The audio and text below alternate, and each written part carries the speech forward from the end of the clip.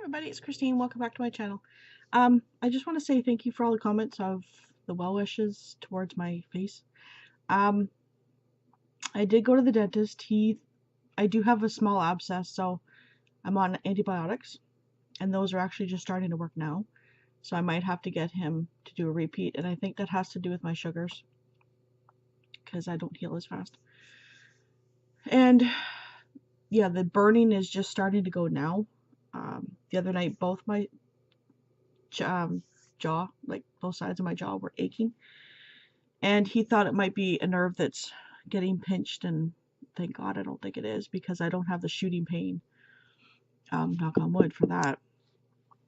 So, and then somebody else asked how my mom was doing. She's stable. She's stable. Um, she's still hanging in there. She's doing really good. She's not. There's been no like lifestyle change that she's had to do or anything. So she's doing good. So thank you for asking. So I'm gonna get into the wrap up. I read The Color Purple by Alice Walker, and these are for the Triple RC Challenge that I do every month. So this one was for a book that had been turned into a movie.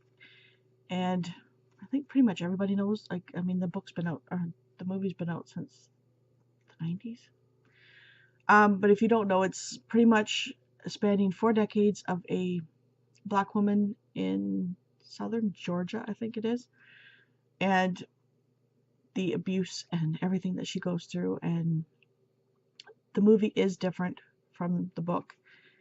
In some instances, there are a couple of things that happen in the book that don't happen in the movie, and there's a lot of things that happen in the movie that don't happen in the book. So, but they're still really good, and they still have the same basic element of Asili and her sister moving away and dealing with her husband's mistress and all that jazz. So yeah, I gave it a. Did I give it a 5? I think so, because I absolutely loved it. So yes. Then I read Secret Lover by Shauna Delacourt. I gave this a 4, I think. It's been a couple of days. But this one is a man who's on the run from a government. I wouldn't say a government. He worked for a company that dumped their toxic waste in this area, and he found out about it, and he was a whistleblower, essentially. So he's been on the run for 5 years. Nobody can find him. Everybody thinks he's dead. Yada yada.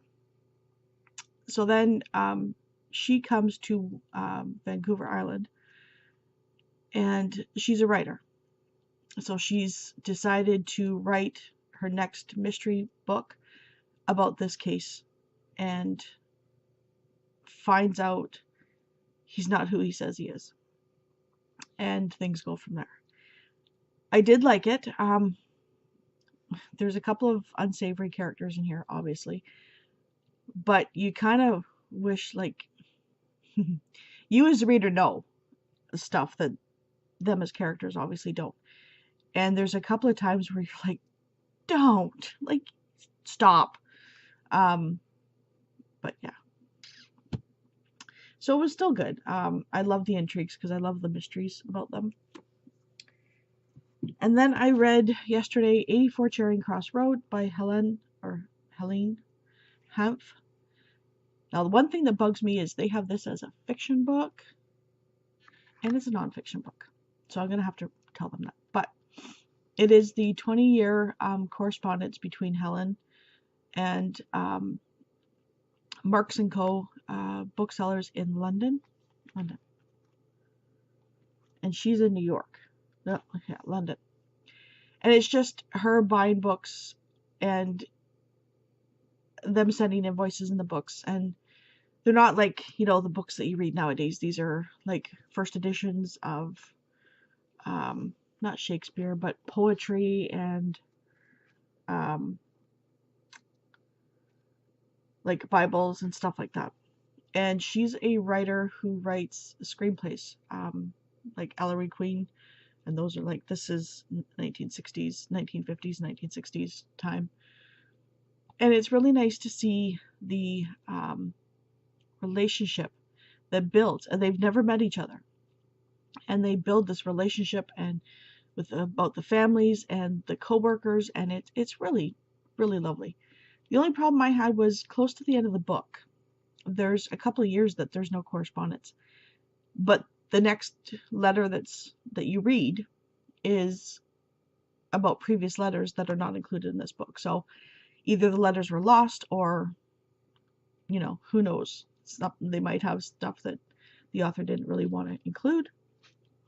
There's nothing racy in it at all, but it's all epistolary, it's all letters, so I gave this a 4. So currently reading, I am still currently reading Mary K. Andrews' Spring Fever. This is about a woman it starts off at a woman who is at her ex-husband's second wedding, and things are going to go rough. His soon-to-be wife is a piece of work. Celia just is all about herself.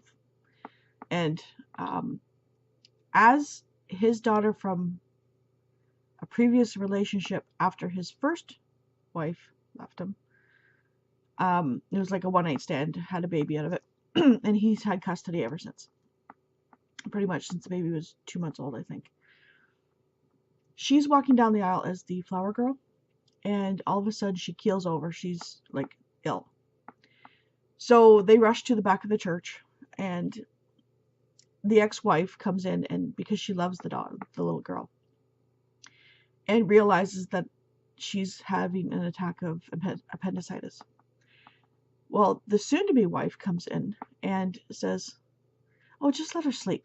Let's get the wedding going, and just, And as soon as you read that, you know what type of a person she is, and she's a piece of work.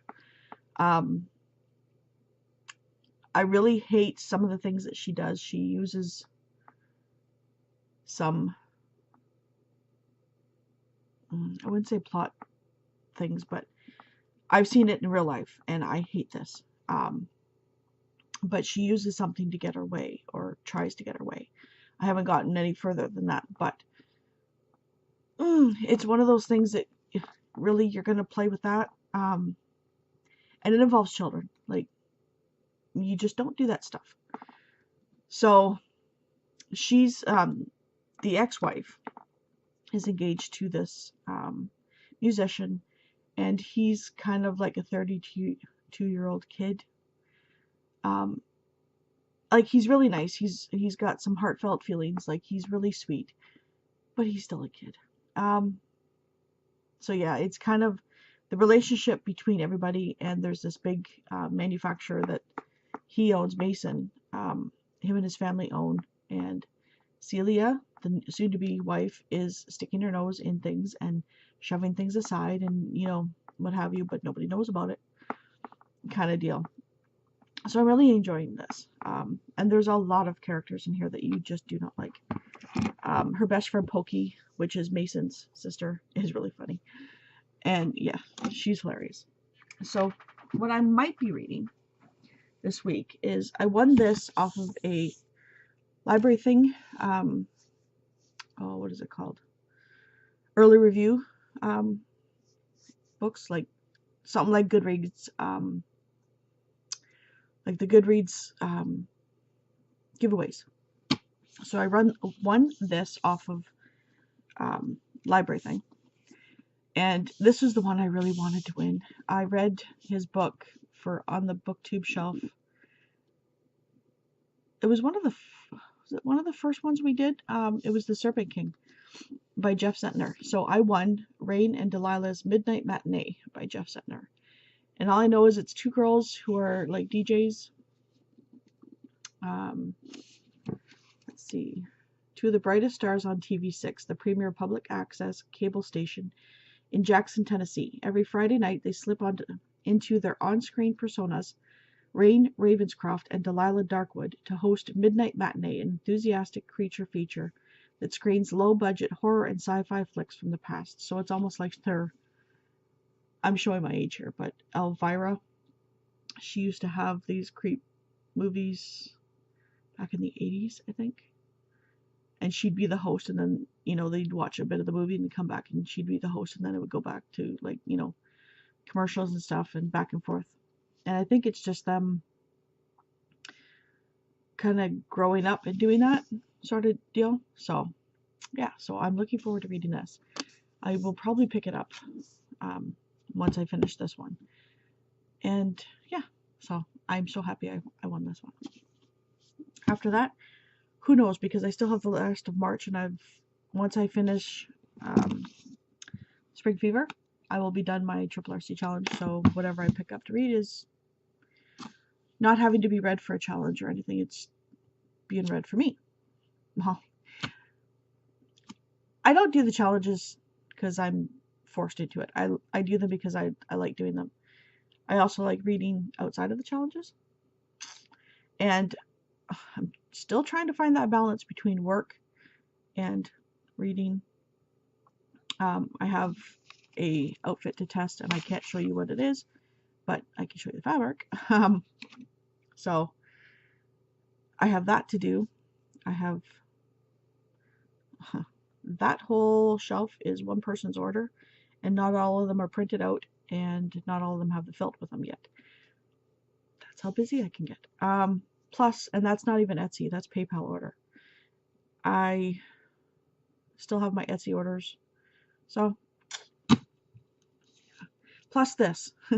I've taken a week or two off because of this. So yeah, hopefully things will get back to normal again and I can get on with my life. I think that's it. Welcome to the new subscribers that I have. We got a few this week, so thank you so much for that. And hopefully I will look better, feel better next time. I should have probably a currently checked out in the next couple of days because I'm at the library again. Not really. So anyways, I will talk to you later, and thank you so much for watching. I hope everybody has a wonderful day.